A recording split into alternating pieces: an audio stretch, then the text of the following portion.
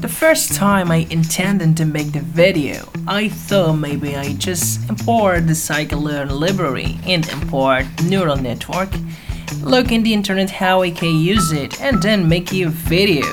But something bad happened. It's the other me. You dumb, useless man. Are you even calling yourself a hacker and you are just importing fucking libraries? You damn! Shit on you, man! Do it yourself! Do it yourself, man!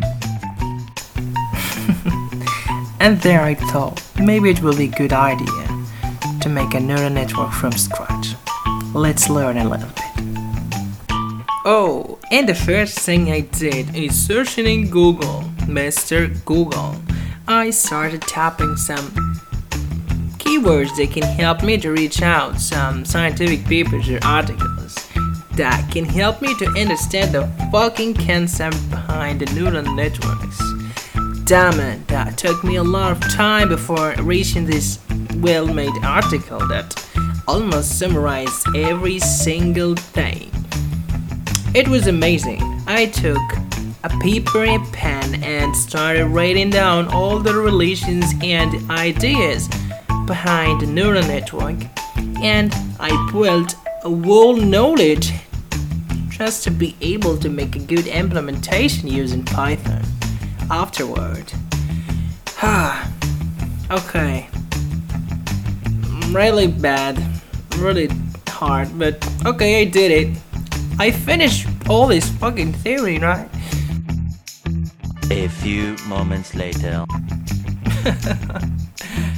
Oh, you were waiting for neural network theory explaining, but you subscribed yet or not? No? You go and subscribe now. Hit the shit out of the subscribe button. I will hack you. Go.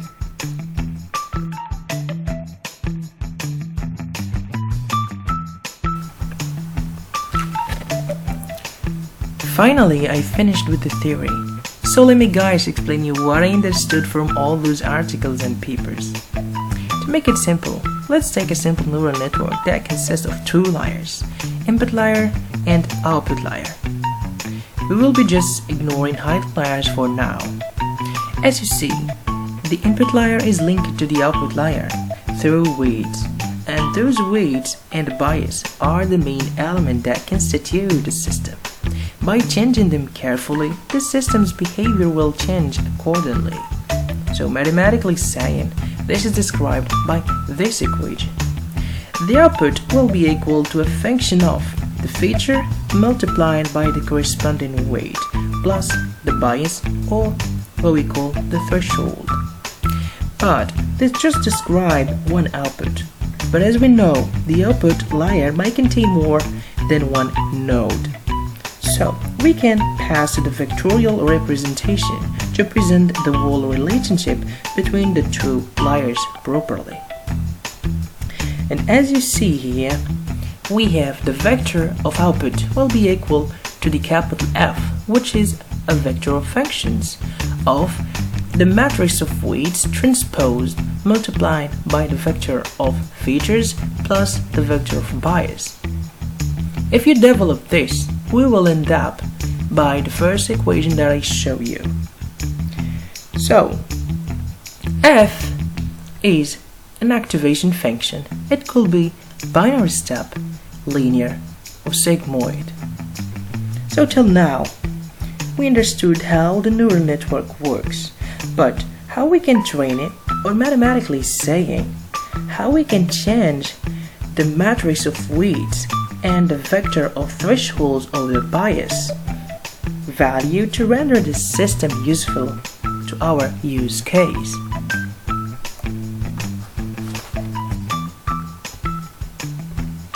To change the value of the matrix W and the vector theta, we need to know at first how we can qualify our system. So, neural network in this case are used in supervised learning, which means in the training phase we will need two matrices, one for the features and other for samples of labels. And There, we will train our system till his outputs will match with the labels. And to qualify this match, we will use errors, but squared, for the reason that this error can be positive or negative, and for the summation, we need just positive values. Okay, this kind of error is called a quadratic error, and it is a function of w and theta, which means if we change the value of this matrix or the value of theta, we will be actually changing the value of the error. So, to find its minimum value, the minimum value of the error, we will be using derivative. When derivative is not, this means that this point is a local minima or maxima. And as you can see in the 3D graph, and honestly this is not a real graph of the error, because this quadratic error has a dimension superior than 3. In general, it can even be more than 100. The graph is just to pass the idea. So, we will use derivatives as guides. If the derivative is negative, this means we need or we are going down. So the next step will be to the right to go in depth to the minimum. If the value of the derivative is positive, this means that the minimum is behind. We need to step backward. If the derivative is so sharp, the step might be very long, and we might miss the bottom and go to the other side. And this is called oscillation. And sometimes the system might diverge. That's why we can reduce the sharpness by a coefficient called alpha, the learning rate. Okay guys, now we will pass to the algorithm that will allow us to train the system according to what we said previously. This is the backpropagation error. So the first thing, let's try to consider f as a sigmoid function. So the second thing, we will decompose the partial derivative of the quadratic error on the first weight to the following equation. So, the derivative of the quadratic error will give us just one term, because this weight is just related to one output, because we don't have hidden layers. So, this derivative can be written like the derivative of the quadratic error by the first node, or the first output, multiplied by the derivative of the first output by the function f, multiplied by the derivative of the function f by sigma xi wig, multiplied by the derivative of the sigma xi wig by w11. So, the first derivative will give us minus 2 multiplied by the error, which is d1 minus s1. The second derivative will give us 1, obviously. The third derivative, who is the derivative of the sigmoid function, which is f multiplied by 1 minus f. You can demonstrate this easily. The last one will give us x1, okay? Because the only feature related to w11 is just x1, so we will have x1. Actually, this is really simple because we don't have hidden layers. But in the case of hidden layers, we will not have the derivative of sigma xi wig, but instead h1 or hi, which hi is a hidden node. And the hidden node is also function of sigma hi minus 1 of the previous layer multiplied by the wig. You see here? So we cannot go easily and put x1, but we need in this case to expand the result or expand the derivative once more. And by this, we can calculate delta W11, which is minus alpha multiplied by 1 by 2, just to delete the 2 in the first equation, and we will have this result. And the same for theta 1. And by these two equations, we will be changing W and theta. And we will do this for all the other weights. Okay, so if we don't have hidden layers, it's really simple. But with the hidden layers, we need to expand more the equation. So we will do this in the code just to generate a general neural network. So we will just give it your architecture, the number of layers, and you will train your system without any problem. So let's go and code. Yo, here we are again.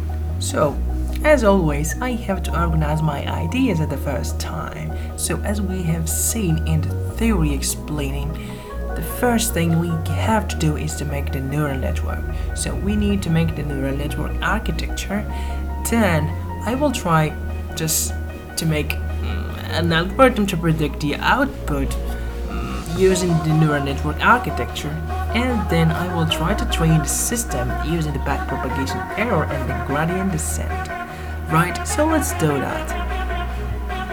So the first thing I have to do is making the activation functions. So I made a class for activation functions, and I made a binary step, the linear and the sigmoid function. These activation functions, I will use them when I make the neural network. So I will be calling them for and to do calculations.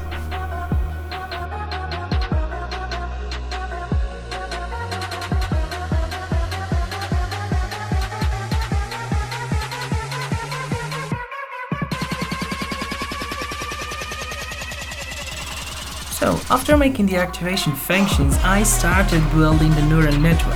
And as you know, the first thing I need to do is to make the system, and the system is just the weights and bias. Okay, there I started initializing the system by a random matrix of weights and a random vector of bias.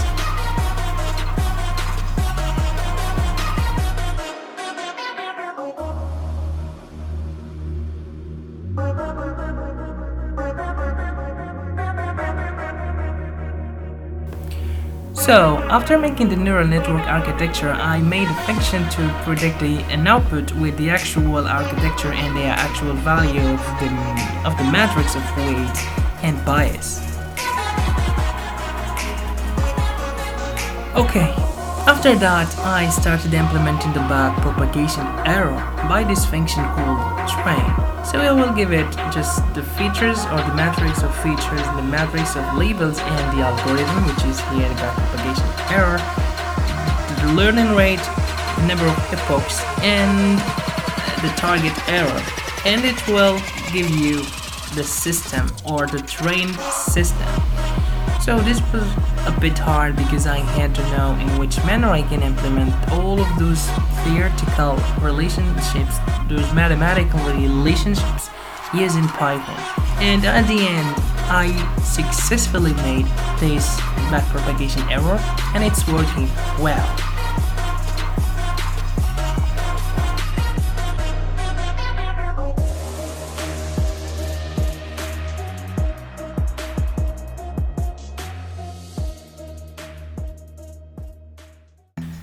Hi guys, okay, I'm tired. After all this theory, after all this programming, this is the final result and I hope it will work well.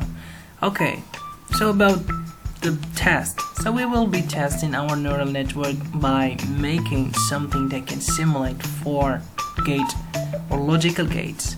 So we have 2 inputs and 4 outputs. Each output will be either or whether or and XOR and XOR. For example, for the combination 1 and 0, we will have OR equal to 1 and 0 XOR 1 and XOR equal to 0, which is good.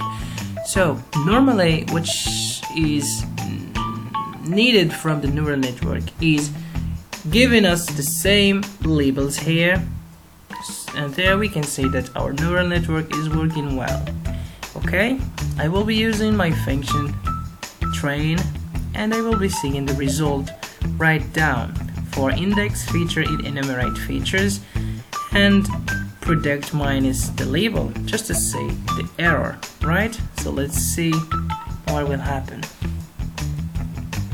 So guys, this is the result after running the neural network, and as you can see, what you see here is actually the error between the value or the actual value of the output of the neural network and the actual label, and it's all about an error of 10 power minus 2, which is good for me. Okay, so I will be putting the code in the GitHub, and you can use it and build your own systems and see the result. Okay, so see you next time, and I hope you enjoyed the video.